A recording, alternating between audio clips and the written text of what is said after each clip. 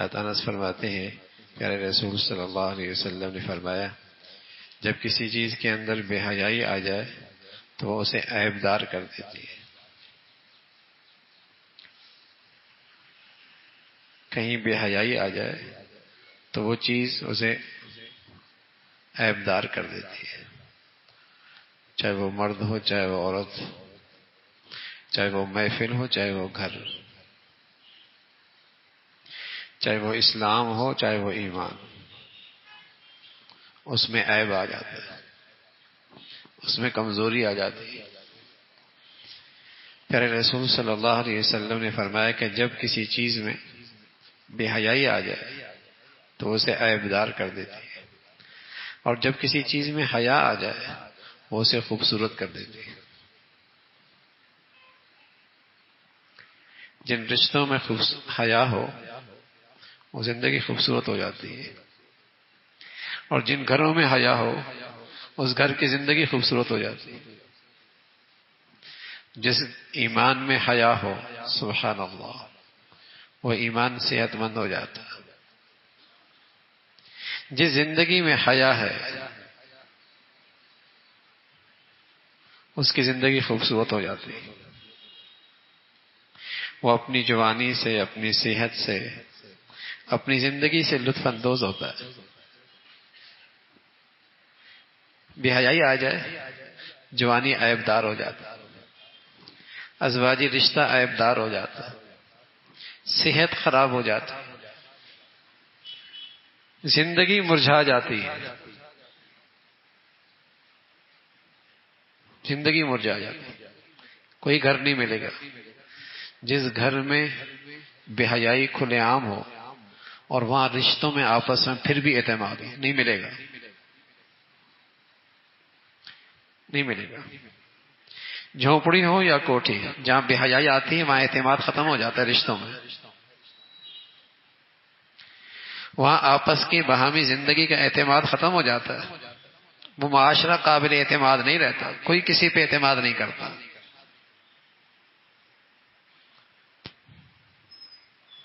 اسے اس کے بارے میں ہمیشہ خوف رہتا ہے، اسے اس کے بارے میں ہمیشہ خوف رہتا ہے. اندیشوں سے زندگی گزرتی ہے، بد اعتمادی سے زندگی گزرتی ہے. اور بتائیے ازواجی رشتے میں اور گھر کی زندگی میں بد اعتمادی ہو جائے وہ زندگی تھوڑی ہوتی، وہ تو مصیبت بن جاتی، وہ تو ایک عذاب سے کم نہیں ہوتی. تو اللہ کے نبی صلی اللہ علیہ وسلم تو وہ بات فرما رہے ہیں نا جو انہیں اللہ بتا رہے ہیں، جو اللہ کریم بتا رہے ہیں، اور امت کے خیر خواہی میں بتا رہے ہیں کہ اس کو معمولی خلق نہ سمجھو. آپ علیہ الصلوۃ والسلام فرمایا کرتے تھے ہر امت کا کوئی خاص اخلاق ہوتا ہے، خاص اخلاق جس سے اس کی پہچان ہوتی ہے. میری امت کا خاص اخلاق حیا ہے. جیسے عیسیٰ علیہ الصلوۃ والسلام میں خاص خلق تھا شفقت، رحم، وہ اس امت کا خاص خلق تھا. آپ علیہ الصلوۃ والسلام فرمایا کہ میری امت کا خاص خلق اخلاق حیا ہے. حیا، بے حیا آدمی کبھی با اخلاق نہیں ہوتا بھائی. بے حیا آدمی کبھی با اخلاق نہیں ہوتا، بلکہ اخلاق اس کو چھو کے بھی نہیں جاتا.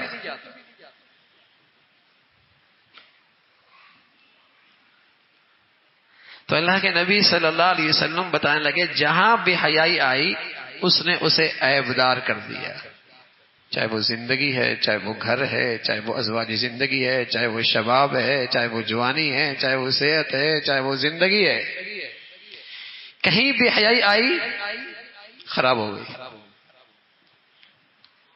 خراب ہو گئی. اور فرمایا حیا الا زانہ، آدمی کو حیا آراستہ کر دیتا ہے، خوبصورت کر دیتا ہے. کسی کی جوانی حیا کے ساتھ گزرے، کسی کی صحت حیا کے ساتھ گزرے، کسی کی اٹھان اور گھر کی عمارت حیا پہ کھڑی ہو، اس کا اپنا لطف ہے، اس کا اپنا مزہ ہے، اس زندگی کا اپنا لطف ہے حیا. تو آپ علیہ الصلوۃ والسلام فرمان لگے حیا اور ایمان قرنا اذا جميعا فاذا رفع احدهما رفع الاخر. حیا کا اور ایمان کا ایسا گہرا تعلق ہے کہ اگر کہیں سے ایک چلا جائے تو دوسرا بھی چلا جاتا ہے. ایسا نہیں ہوتا کہ ایمان اور حیا نہ ہو. ایسا نہیں ہوتا کہ ایمان ہو اور حیا نہ ہو. جہاں ہوں گے دونوں ہوں گے، اور جہاں سے جائیں گے دونوں چلے جائیں گے.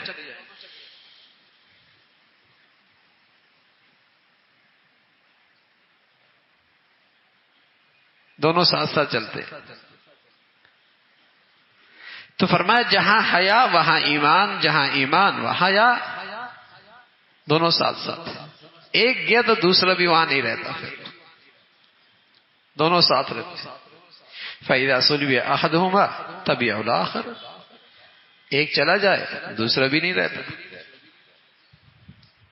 یہ اللہ کے نبی صلی اللہ علیہ وسلم اس لیے بتا رہے کہ اسلام میں شرم و حیا کا کیا مقام ہے، کیا اہمیت ہے. کوئی معمولی چیز نہیں ہے، بلکہ مسلمانوں کی پوری معاشرتی زندگی اس حیا پہ کھڑی ہے. حیا چلا جائے پورا معاشرہ ٹوٹ پھوٹ کا شکار ہو جاتا ہے. پورا معاشرہ ٹوٹ پھوٹ کا شکار ہو جاتا ہے. تو مسلمانوں میں تو حیا کا یہ مقام، اور کفار کیا حیا عیب ہے، عیب.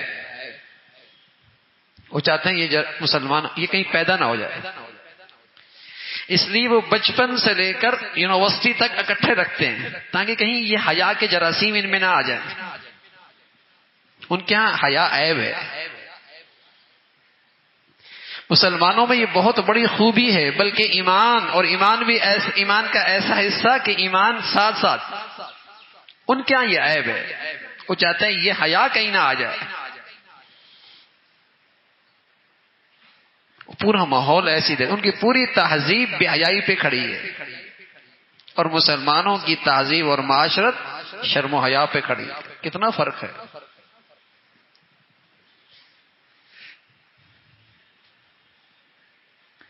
تو آپ علیہ الصلوۃ والسلام فرمانے لگے جب اللہ یہ چاہتے ہیں کہ کسی بندے کو اپنی نظروں سے گرا دیں اور اس کو اپنی رحمت سے محروم کر دیں اور اس کی بربادی کا فیصلہ فرما دیں، تو فرمایا اس سے شرم و حیا لے لیتے.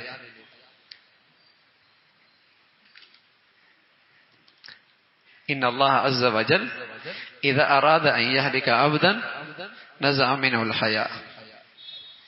کہ جب اللہ رب العزت کسی بندے کے بارے میں یہ فیصلہ کر دیں کہ اس کو اپنی رحمت سے، اپنی نصرت سے، اپنی مدد سے محروم کر دیں، ہلاک کرنے کا اس کا فیصلہ ہو جائے، تو اس میں شرم و حیا نہیں رہتی. فَإِذَا نُزِعَ مِنْهُ الْحَيَاءُ. تو جب اس کے اندر سے حیا نہیں رہتی تو لوگوں کی نظروں میں حقیر، مبغوض ہو جاتا ہے، دلوں میں محبت نہیں رہتی. جب اس حالت کی نوبت پہنچتی ہے تو پھر اس کی امانت کی صفت بھی اس سے چھین لی جاتی. جب معاشرے میں بے حیائی عام ہو جائے تو وہاں دیانت نہیں رہتی. وہاں دیانت نہیں رہتی. وہاں دیانت نہیں رہتی. وہاں ذمہ داریاں صحیح طور پہ بجا نہیں لائی جاتی. ہمارے یہاں تو بددیانتی کا مطلب یہ نا کہ پیسے کھا گیا. بددیانتی کا مطلب یہ کہ اپنی ذمہ داری کو صحیح طور پہ بجا نہ لانا. جو حقوق اس کے سپرد ہیں ان میں خیانت کرنا، ان میں کوتاہی کرنا، اس میں ڈنڈی مارنا، اس میں کرپشن کرنا، اس میں ناانصافی کرنا، یہ بددیانتی ہے. فرمایا جب حیا نہیں ہوگا تو دیانت بھی نہیں رہے گی.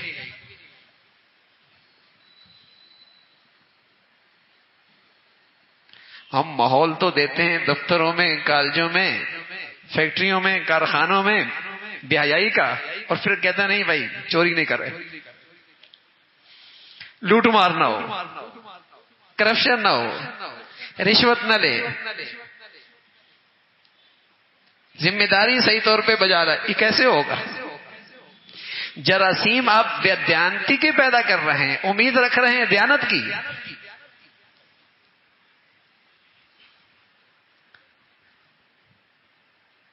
پرورش کی بددیانتی پہ ہو رہی ہے اور امید رکھ رہے ہیں دیانتداری کی. فرمایا جہاں حیا نہیں وہاں پھر دیانت نہیں. فرمایا جب بددیانتی میں مبتلا ہونے لگتا ہے تو پھر اس سے صفت رحمت اٹھا لی جاتی ہے، اس کے اندر ذرہ برابر بھی رحمت نہیں رہتی. دیکھتے نہیں آپ، باپ کو بیٹا قتل کر رہا ہوتا ہے، بیوی شوہر کو ذبح کر رہی ہوتی ہے، بیوی شوہر کو ذبح کر رہی ہوتی ہے، دوست کو قتل کر رہا ہوتا ہے. کالج کے دوست تھے، اسکول کے دوست تھے، یونیورسٹی کے دوست تھے، اور اس کا خون کر رہا ہے. ورنہ تو آدمی میں چڑیا مارنا بھی مشکل ہوتا ہے بھائی، نہ حق. چھوٹے سے پرندے کو مارتے بھی آدمی سوچتا ہے، لیکن جب آدمی بے حیا ہو جائے اور بددیانت ہو جائے تو پھر وہ کسی کی بھی جان لے سکتا ہے. ماں کی بھی لے سکتا ہے، باپ کی بھی لے سکتا ہے، بیوی کی بھی لے سکتا ہے، وہ بیوی شوہر کی بھی لے سکتی ہے، اور لے رہی ہے. کہانیاں سن رہے ہیں، یہ اللہ کے نبی کا بتائی ہوئی بات ہے. آغاز کہاں سے ہے؟ بے حیائی سے. جہاں بھی آپ کو اس قسم کے قتل نظر آئیں گے نا، آپ جب پیچھے جائیں گے تو نظر آئے گا کوئی بے حیائی ہے. جہاں بھی آپ کو اس قسم کے قتل نظر آئیں گے، جب آپ پیچھے جائیں گے تو نظر آئے گا کہیں زنا ہے، کہیں گندگی ہے، کہیں بے حیائی ہے.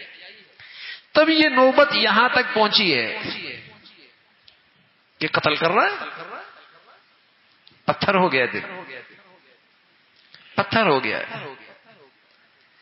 فرمایا پھر جب بددیانت ہو جاتا ہے، رحمت نہیں رہتی، تو رسول اللہ صلی اللہ علیہ وسلم نے فرمایا پھر یہ وقت قریب آ جاتا ہے کہ پھر اس سے رشتہ اسلام سے بھی محروم کر دیا جاتا ہے. اللہ اکبر. آغاز کہاں سے ہوا؟ بے حیائی. انتہا کہاں سے ہوئی؟ اسلام بھی گیا، اسلام بھی گیا، انتہا یہ ہوئی. اور یہ ایسا ایسا ہوتا ہے نا، بیچ میں مختلف کڑیاں ہیں. دیانت بھی ہے، رحمت بھی ہے، بیچ میں کڑیاں ہیں. ایک کڑی گئی، دوسری کڑی گئی، اسے پتہ ہی نہیں لگتا. اور ایک وقت آتا ہے اسلام بھی نکل جاتا ہے، اسلام سے بھی محروم ہو جاتا ہے. تو آغاز بے حیائی سے، جسے آج مسلمان بہت معمولی سمجھتا ہے.